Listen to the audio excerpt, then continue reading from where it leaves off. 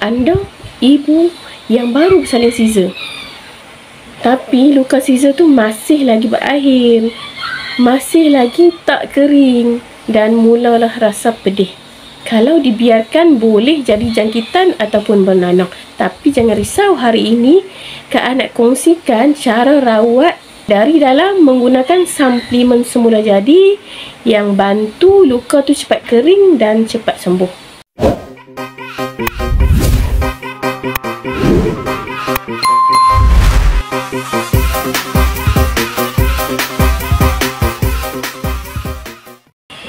Luka berair ni biasanya sel tu belum cukup kuat untuk tutup luka.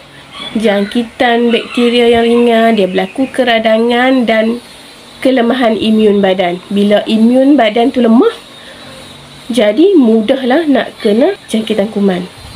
Kurang nutrisi penting juga untuk bantu pemulihan tu pun salah satu sebab dia.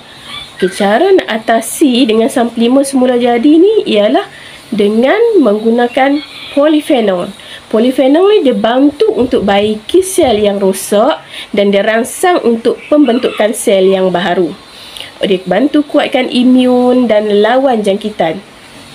Dia bantu kurangkan keradangan dan juga bantu luka tu cepat sembuh. Yang kedua, vitamin C. Vitamin C ni dia bantu percepatkan pembentukan kolagen untuk tutup luka. Dan juga dia lindung daripada jangkitan dan bantu untuk penyembuhan kulit tu dengan cepat. Yang ketiga, Zinc Plus. Untuk pembaikan tisu dan penghasilan sel baru. Jadi luka tu cepat kering dan tak mudah berair lagi. Dan yang keempat, protein. Di mana protein ni sangat penting. Dia bantu untuk bekalkan asid amino yang penting untuk bina sel dan juga tisu baru. Tak cukup protein, luka akan lambat sembuh, lambat tutup dan boleh berair. Dan tips tambahan dari saya, cuci luka ikut saranan doktor, pakai kain yang longgar dan pastikan kawasan luka tu sentiasa kering, banyakkan minum air kosong dan rehat yang cukup untuk elakkan stres dan elak daripada makan makanan yang berproses dan juga tinggi gula.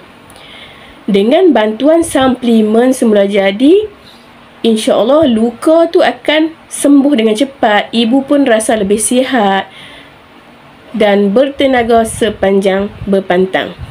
Nak dapatkan suplemen yang lengkap untuk bantu luka Caesar, DM saya sekarang. Saya akan guide ikut keadaan badan dan jenis bersalin, normal maupun Caesar.